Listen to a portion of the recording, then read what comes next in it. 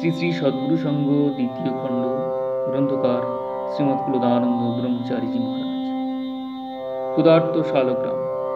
একদিন সকালবেলা আসনে বসিয়া নাম করিতেছি, যজ্ঞধূমের অতি পবিত্র গন্ধ পাইতে লাগিলাম। কোথা হইতে এই গন্ধ আসিতেছে অনুসন্ধান করিয়া কিছুই জানিতে পারিলাম না। অন্য কোথাও এই গন্ধ নাই, শুধু ঠাকুর ঘরে এই সুগন্ধ গমগম করিতেছে। প্রাতঃকাল হইতে সন্ধ্যা পর্যন্ত একইভাবে সমস্ত দিন এই আশ্চর্য গন্ধ রহিল। গন্ধের গুণে চিত্ত প্রফুল্ল হইতে লাগিল। সকলেই ঠাকুর ঘরে সারাদিন এই গন্ধ পাইয়া বিস্মিত হইলেন। গন্ধের কোনো প্রকার কারণ স্থির করিতে না পারিয়া দাদা বলিলেন, ইহা আমার শালগ্রাম ঠাকুরের গায়ের গন্ধ। তাহা না হইলে ঘরের বারান্দায় পর্যন্ত এই গন্ধ নাই কেন? আমি দাদার কথা শুনিয়া হাসিতে লাগিলাম। দাদা তখন শালগ্রামের বিষয়ে বলিতে লাগিলেন, আমার নারায়ণকে তুমি বিশ্বাস করো না? আমিও উহাকে পাথর ভিন্ন কিছুই মনে করিতাম না, কিন্তু এখন শালগ্রামের আশ্চর্য প্রভাব দেখিয়া বিশ্বাস না করিয়া পারিতেছি না। একদিন হঠাৎ একটি দীর্ঘাকৃতি জটাজুটধারী সৌম্য মূর্তি সন্ন্যাসী আসিয়া আমাকে ডাকিতে লাগিলেন। আমি তাহার নিকট উপস্থিত হওয়া মাত্র তিনি শালগ্রামটি আমার হাতে দিয়া বলিলেন, এই শালগ্রাম ঘরে রাখিয়া আপনি সেবা পূজা করুন, আপনার বিশেষ কল্যাণ হইবে। আমি ওসব বিশ্বাস করি না, সেবা পূজাও করিতে পারিব না বলিয়া উহা লইতে অস্বীকার করিলাম। তিনি বলিলেন, আচ্ছা, আপনি শুধু এই চক্রটি ঘরে রাখিয়া দিন, ইনি নিজেই নিজের সেবা পূজার ব্যবস্থা করিয়া লইবেন। আমি সন্ন্যাসীর কথা মতো ঘরের একটি স্থানে উহা রাখিয়া দিলাম। খোঁজ খবর কিছুই রাখিতাম না। একদিন রাত্রে শালগ্রাম স্বপ্ন দিলেন, দেখো, এই আবর্জনার ভিতরে আমাকে ফেলে দিয়েছে। সকালে উঠিয়া আবর্জনার ভিতর হইতে শালগ্রামটি লইয়া আসিলাম। কে কখন কিভাবে উহা ফেলিয়া দিয়াছিল কিছুই জানি না, তাই একটু আশ্চর্য হইলাম। এই ঘটনায় শালগ্রামের উপরে একটু ভক্তিও হইল।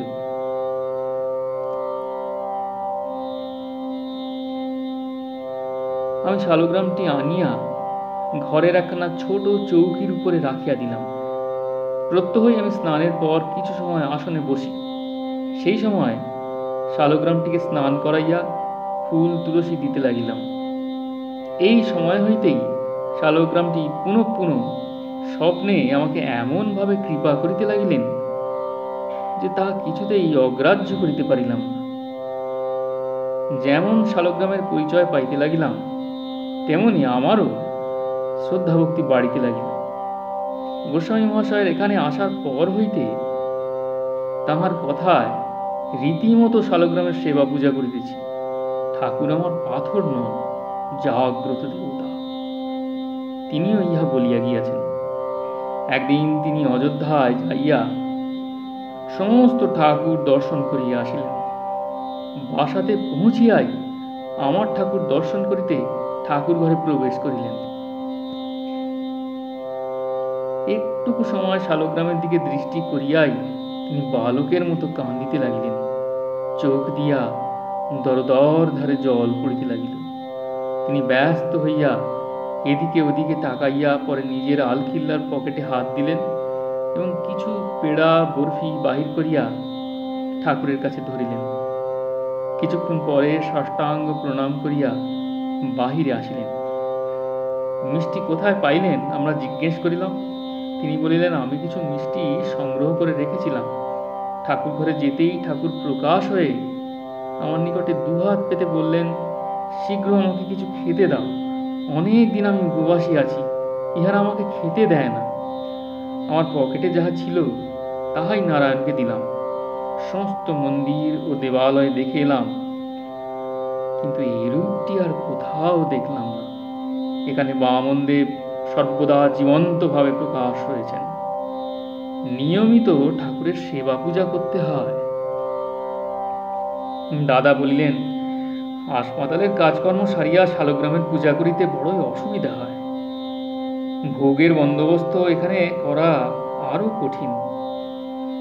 গোসাই এই কথা শুনিয়া বলিলেন, হাসপাতালে যাওয়ার পূর্বে হাত মুখ ধুয়ে কাপড় ছেড়ে একবার গিয়ে নারায়ণকে স্নান করায় চন্দন তুলসী দিবেন, আর একটুকু মিষ্টি ও জল তুলসী নিবেদন করে দিলেই হবে।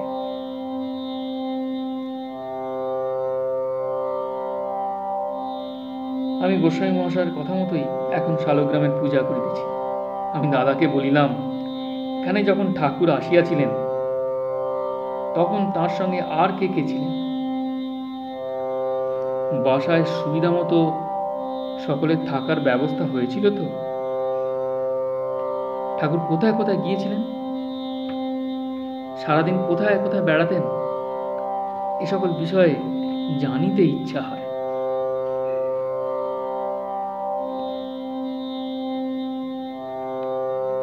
ফয়জাবাদে গোসাইয়ের অবস্থিতি। দাদা বলিতে লাগিলেন, তোমার পত্র পাইয়াই আমি ৩-৪ দিনের ছুটি লইয়া গোসাই মহাশয়কে দর্শন করিতে কাশীতে গেলাম। তাহাকে বহুকাল পরে দেখিলাম। দেখিয়াই মনে হইল তিনি আর সে মানুষ নাই। এখন তিনি আকৃতি প্রকৃতিতে সাক্ষাৎ মহাদেব হইয়াছেন। আমার বড়ই আনন্দ হইল। ছুটি অল্প দিনের ছিল বলিয়া আমাকে শীঘ্রই চলিয়া আসিতে হইল। আসিবার সময়ে গোসাই মহাশয়কে শ্রী বৃন্দাবনে যাওয়ার পথে ফয়জাবাদ হইয়া যাইতে অনুরোধ করিয়া আসিলাম। তিনি দয়া করিয়া আমার কথায় সম্মত হইলেন। গোসাই কয়েকদিন পরেই এখানে আসিলেন। তার সঙ্গে তাহার পত্নী যোগজীবন, হরিমোহন, দেবেন্দ্র চক্রবর্তী, মানিকতলার মা ও তাঁর স্বামী ব্রজবাবু আসিয়াছিলেন। আমার বাসায়ও তখন দেবেন্দ্র পাল প্রভৃতি ৪-৫টি ছিলেন। স্থানাভাববশত বাহিরের বৈঠকখানা ঘরে ঢালা বিছানা করিয়া আমরা সকলে থাকিতাম। আমি গোস্বামী মহাশয়ের পাশেই শয়ন করিতাম। দেবেন্দ্র আমার অপর পাশে থাকিত। গোসাই ঘুমাইতেন না, সারা রাত্রি বসিয়া কাটাইতেন। একদিন রাত্রি ২:৩০টার সময় কেন জানি না দেবেন্দ্র আমার বুকে একটি চাপড় মারিল। শক্তি চুরির এবং বশীকরণাদির ক্ষমতা উহার ছিল। চাপড় খাইয়া আমি জাগিয়া পড়িলাম। ভিতরটা যেন নিস্তেজ শূন্য হইয়া গেল। মনটি বড় বিশ্রী হইল। তখন গোসাই অকস্মাৎ বলিয়া উঠিলেন, অবিশ্বাসীর সংসর্গ হতে সাধু সাবধান, সাবধান, সাবধান। গোসাইয়ের ওই কথার সঙ্গে সঙ্গে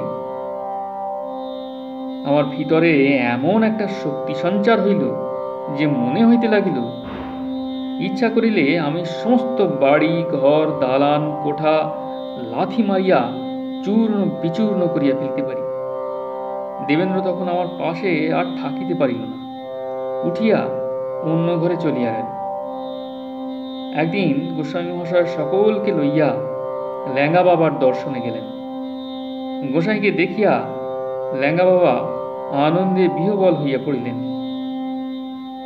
পরে সুস্থির হইয়া গোসাইকে ওখানে এক রাত্রি বাস করিতে অনুরোধ করিলেন। তিনি সম্মত হইলেন।